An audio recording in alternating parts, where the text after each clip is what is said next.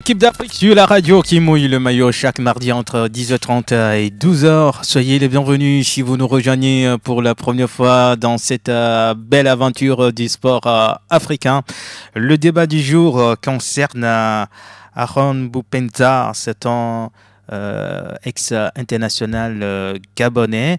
Âgé de 28 ans, il a été retrouvé mort d'une façon tragique après une chute du 11e étage d'un immeuble à Zhenghai en Chine. C'est le nom de la ville à laquelle appartient donc ce club. Aujourd'hui, les acteurs du foot africain, les supporters, beaucoup de personnes se posent la question: que s'est-il passé exactement? La police chinoise qui avait donc mené une enquête écarte une possibilité de suicide, de meurtre, j'allais dire. Est-ce que le joueur s'est suicidé? Point d'interrogation. Que s'est-il passé exactement? On tente de comprendre. Dans ce débat, j'ai avec moi en direct de Niamey, Martin Radio. Bonjour Martin. Bonjour Roméo, bonjour auditeurs et auditrices de la radio qui mouille le maillot. De l'autre côté, à Dakar au Sénégal, Boris Adakanou. Rebonjour. Bonjour Roméo. On a eu du mal dans les dernières secondes pour avoir Abdoul Bekali, notre confrère journaliste gabonais, qui devrait nous parler de décisions que prennent les autorités gabonaises sur cette affaire. Mais bon, on verra bien s'il sera là ou pas. On lance le débat avec Martin à radio. Aaron Boupentza, décédé d'une façon tragique, et jusqu'à présent, on n'arrive pas à situer ce qui s'est passé exactement. Est-ce que vous comprenez la situation? D'abord, j'ai tenté de lire et comprendre le communiqué de la police chinoise. Ce communiqué ne nous dit pas grand-chose, à part qu'ils ont constaté eux-mêmes, comme tout le monde, qu'il a chuté du 11e étage et qu'il est décédé quelques heures plus tard sous traitement.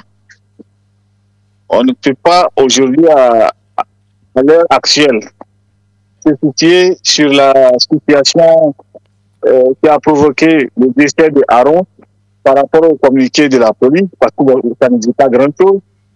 Mais aussi, il n'y a pas, du côté aussi des autorités gabonaises, de tout pour permettre aux gens, aux autres de comprendre ce qui s'est passé avec ce décès tragique.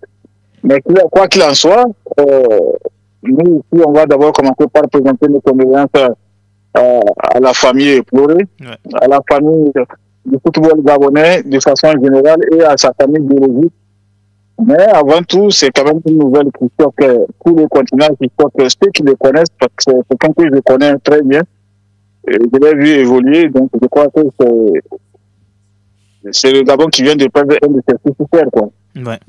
En tout cas, âgé de 28 ans seulement, c'est un joueur qui pourrait encore donner beaucoup de choses au football africain. Il est décédé d'une façon tragique, je le disais, Boris Adakanou. Dès que vous avez appris cette mauvaise nouvelle, comment vous l'avez analysé? Tout d'abord, c'est une triste nouvelle, c'est dommage. Vous savez,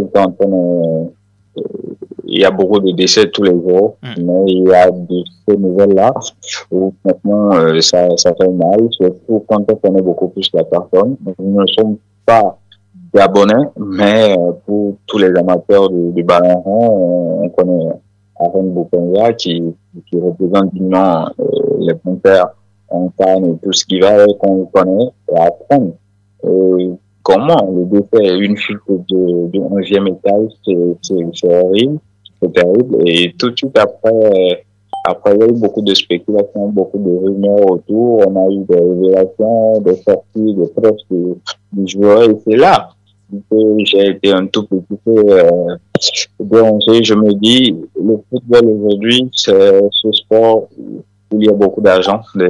Ceux qui arrivent à se hisser au niveau professionnel et en Europe et tout ce qui va avec, ça masse beaucoup d'argent. Et si vous ne vous entourez pas vraiment des personnes qu'il faut, des personnes de confiance, c'est compliqué c'est très facile plutôt de vriller à gauche tout de suite.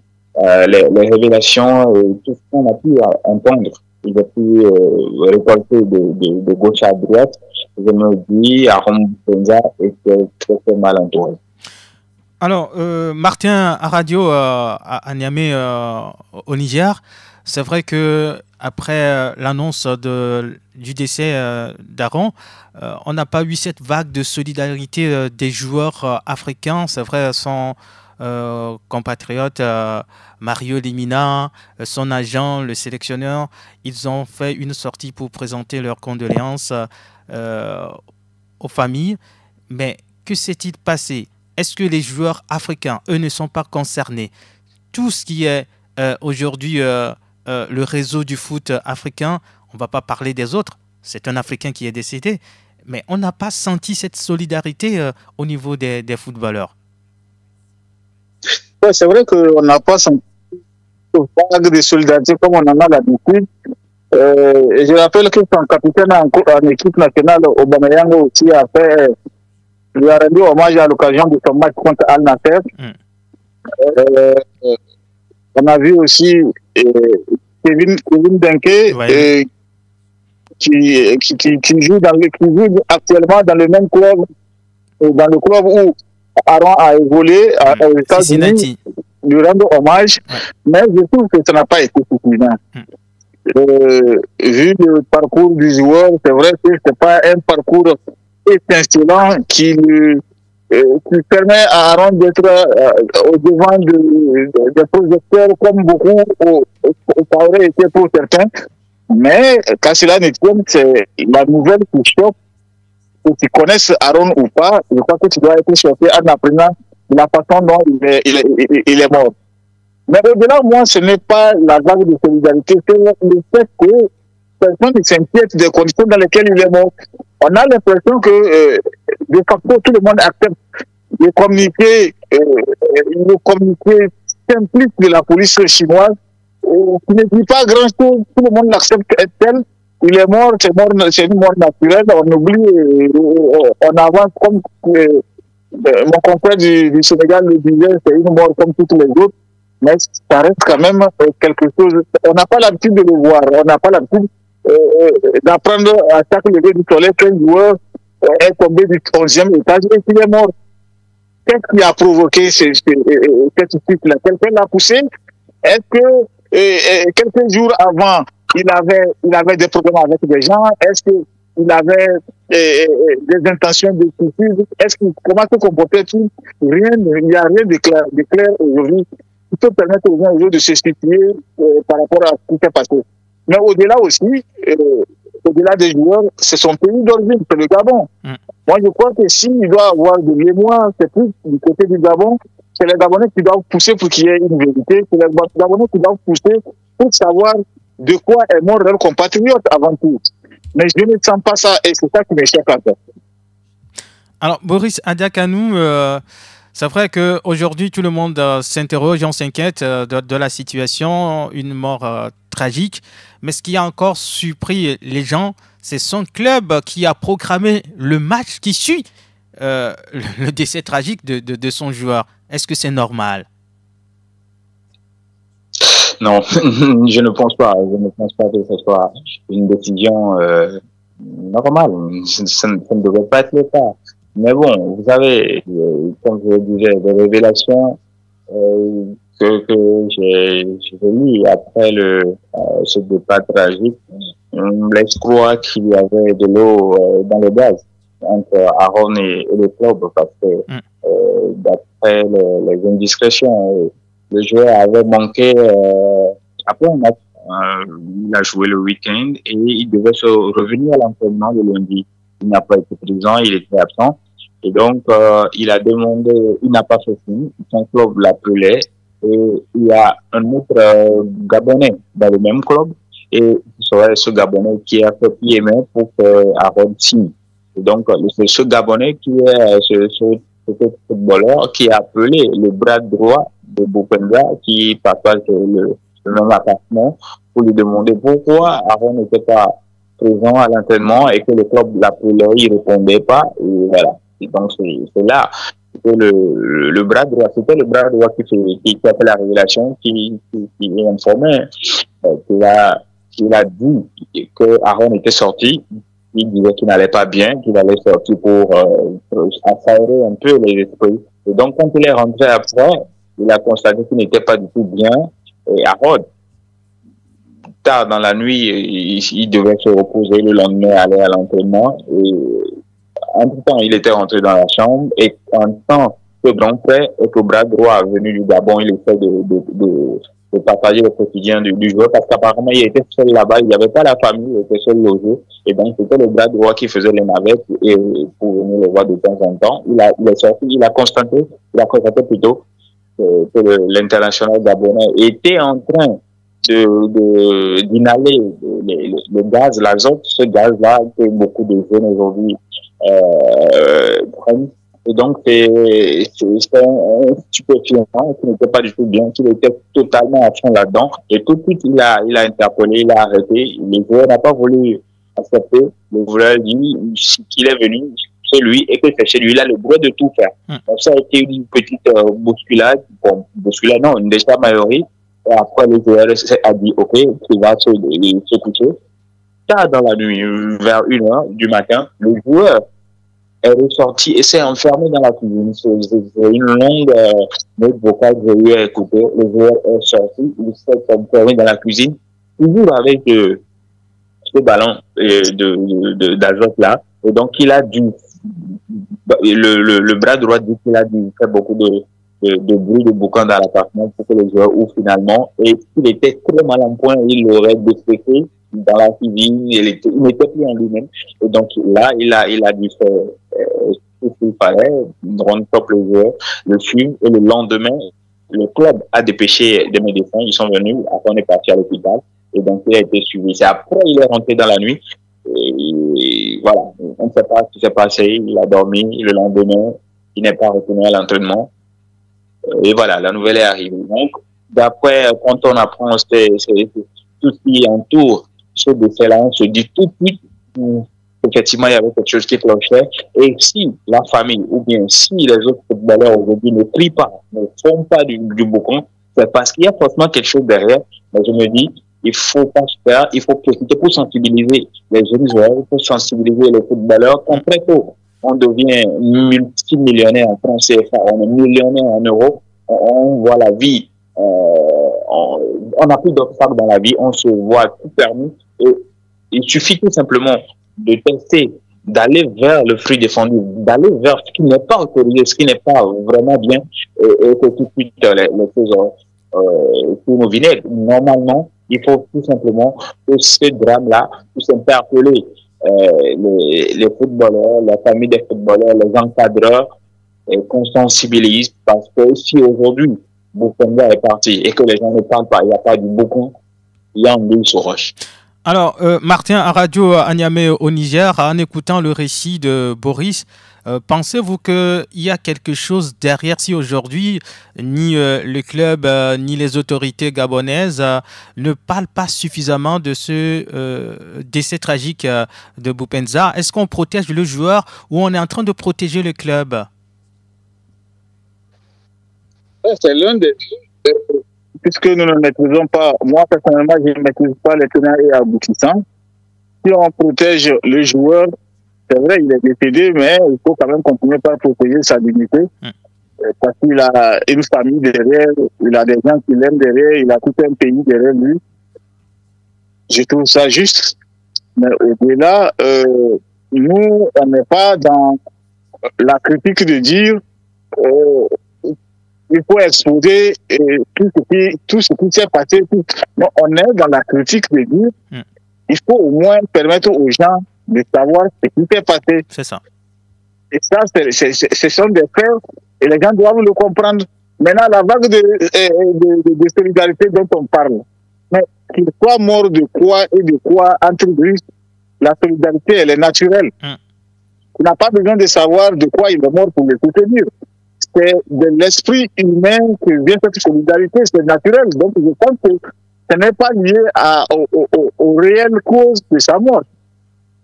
Maintenant, est-ce que, je veux peut-être me poser d'autres questions, est-ce qu'il avait des antécédents avec des gens autour de lui? Est-ce qu'il avait un antécédent avec ses coéquipiers encore?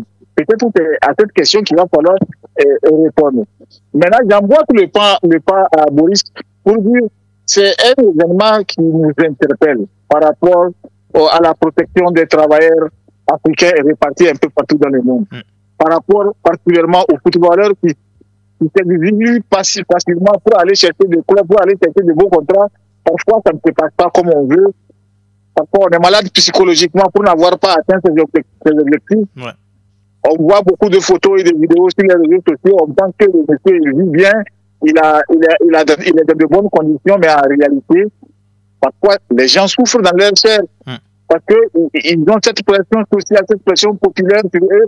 On estime qu'ils sont allés jouer au football, c'est des grands professionnels, ils doivent avoir de l'argent, parfois ils n'ont pas cet argent. C'est une pression qui peut conduire à beaucoup de choses. Et au-delà des sollicitations de la maison, les sollicitations du pays, parce qu'on estime qu'aujourd'hui il vit bien, ça c'est une pression aussi qui peut amener les uns et les autres peut-être à emboîter des chemins que personne ne souhaite. Mais je pense quand même que cette mort-là, ça doit nous permettre, nous, en tant que d'abord journalistes, de pouvoir traiter de ces sujets-là sur l'importance de savoir qu'est-ce qu'on part faire dans un pays, l'importance de s'entourer, l'importance des fréquentations dans un pays étranger quand on va pour exercer un métier ou pour exercer une profession. Donc je crois quand même que c'est un débat qui est lancé, mais quoi qu'il en soit, moi personnellement je ne comprends pas le fait que Moupenga manque cette solidarité populaire-là, surtout au Gabon. Boris Adakanou, sur quoi aimeriez-vous conclure? Bon, je veux rebondir rapidement sur ce que vient de dire mon grand frère du côté du Niger. Je pense quand même que, comme je l'ai dit, il y a des morts, il y a des décès, il y a des nouvelles qui font mal plus que d'autres nouvelles. Vous savez, récemment, on a pris le décès de Landry Ngoma, par exemple, au Cameroun. Landry Ngoma, c'est ce footballeur-là qui a fait la pluie le beau temps de la sélection camerounaise, mais qui est très, très discret.